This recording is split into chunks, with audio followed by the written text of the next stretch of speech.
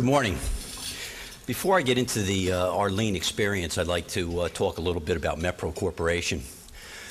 Mepro is a leading niche-oriented provider of solutions and products for product recovery, pollution control, and fluid handling applications. We have 10 facilities, 7 in the U.S. and 1 each in Canada, Holland, and China. We were established in 1966 and publicly traded since 1967. We're currently traded on the New York Stock Exchange under the symbol MPR. Past 2 years, we were over $100 million in revenues. So we're a small publicly traded company, and what that does put a lot of pressure on you to make earnings and find ways to compete against the larger behemoths, one of which is presenting here today, GE. We have a strong global brand awareness. About 75% of our business is domestic, 25% international, and we're looking to grow internationally. If you go back to when the World Trade Center basically was bombed, we were primarily a domestic business. We made the decision at that time to go global because we said, well, if there's another recession, we can still do things well with a global presence. Unfortunately, this recession went global, so it affected us again. So we had to continue to look at how do we improve. We have a diversified cross-section of customers and markets. No one customer amounts to more than 10% of our business. When I mention niche-oriented, that's the key with Mepro Corporation. We don't try to be everything to everyone. We try to look at a niche that we can be one of the top 2 or 3 players in, where it's a growth-oriented niche and where we could demand high margins. And that's been the key to our success in the past, and we're going to look at that way going forward. We have approximately 40% of our sales are derived from recurring parts and consumable sales. High margin, low risk. So that keeps the lights on and allows us to go after the original equipment, which is the more complicated part of our business. And approximately, we also have a diverse synergistic product offering. If you look at our product line, we have pollution control equipment, scrubbers, bag houses, thermal oxidizers. We have fluid handling, different types of pumps, metal pumps, fiberglass reinforced pumps, thermoplastic pumps. And then we have filters and chemicals. So a very diverse product line. We can package these products and offer a solution to customers where many of our competitors cannot because they have one product. So that gives us an advantage also. And only 50% of our products are manufactured in-house. And you might say, well, why? Well, some of our products are quite large, some as big as this room. So to manufacture them in-house and try to ship them continually from one spot just doesn't make sense nowadays when customers look at freight costs as a major part of the sale. So we have to build close to the customer on these large projects, and that's why only about 50% of our products are manufactured internally.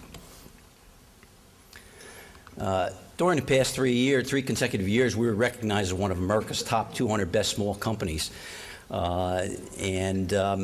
We also were recognized for 2 consecutive years, 2007 to 2008, as one of America's top small to mid-sized manufacturers by Start It magazine, and just recently also named as one of America's fastest growing small companies by Forbes. Now, I bring this up because we could sit back on our laurels and say, look, we've got a lot of recognition, we're doing very well, why try to fix something that's not broken? The business wasn't broken, but there's a lot of room for improvement. And that's what we had to look at. We have to keep trying to improve. It's like an athlete, and they start out. You take a LeBron James, when he first came into basketball, he couldn't shoot a jump shot. You know, he could drive and dunk the ball. Now he's one of the better shooters in the league because he worked on it. We have to work on our manufacturing and work on how do we reduce our costs and improve our efficiencies. The situation at Mepro is that we're committed to key strategies, including investment in research and development and product development, advancing global expansion, and improving operational excellence. You might say, well, what's that got to do with lean? Well, the bottom line is improving operational excellence. Of course, you look at that and you say, well, that's lean. But when you look at investment in research and new product development, advancing global expansion, how does that play into it?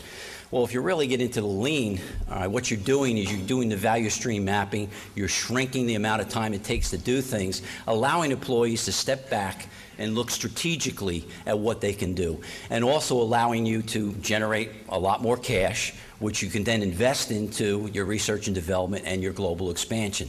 So the lean process doesn't just affect the efficiency, it affects everything in the company because of the generation of cash, the efficiencies, and so forth.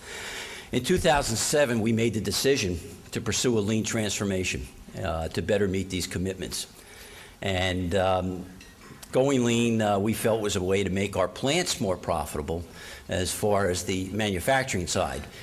But that wasn't the biggest part, because when you look at our company, only 5% of our labor is only 5% of our total revenue in the company. So you say, why would you even go lean?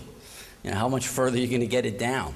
Well, there's more to it than just the manufacturing, and more importantly, we're going to take lean, we're going to use it to streamline all of our processes throughout the company, not just manufacturing. And that's the key. That's where we're really going to make a dent by using the lean philosophy. We started by implementing lean at our Fibroc Sethco facility in Telford, Pennsylvania. That's a union facility, the only union facility we have. We figured if we could do it there, we could do it anywhere. And the general manager of that plant has done a great job. His people have done a great job. I'm going to tell you, I started at Fibroc, and I thought I ran one of the cleanest, most organized fiberglass manufacturing plants in the country, because everybody came in, oh, great plant, organized, whatever. I go back now, and I look at it and I say, man, Ray, you ran a pigsty.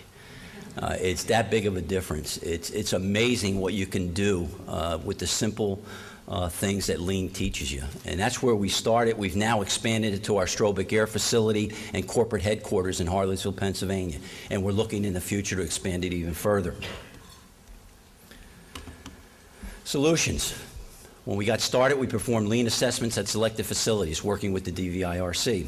We determined the current state of our operations. We identified opportunities for improvement. These included a review of order processing, setup reduction, scheduling, equipment changeovers. Batching, we're primarily a batch operation, and that causes problems in its own as far as you may think you're getting better efficiencies and so forth, but many times what happens, you make a batch, you get to the end of the batch, you find out you have a quality problem. You got about 20 pieces that are no good and you have to scrap. Inspection, inventory, and other processes. Based on the assessments, we determined when and where to begin the lean transformation. Again, we chose Fibroc Sethco. And again, one of the reasons was because it was a union facility, and we felt if we could do it there, it can work anywhere in our organization. To achieve commitment and buy-in, management, office, and plant employees participated in the DVIRC lean overview.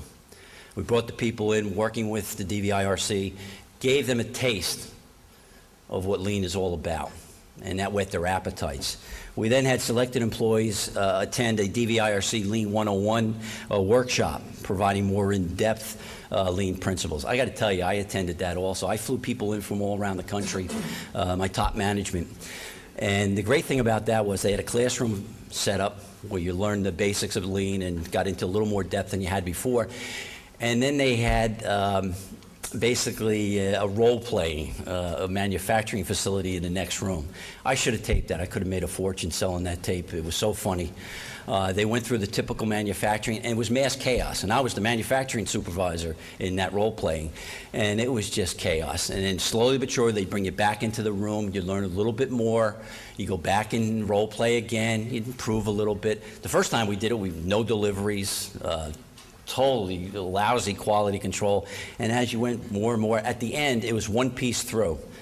And that really lit the lights on a lot of these people in my organization. They looked, they said, this stuff really looks like it can work, even for our stuff. So there was a process going through this. To date, 8 MetPro employees, including me, have completed certification for the DVIRC Level 1 Lean certification. And I'll tell you, it was something very worthwhile for me.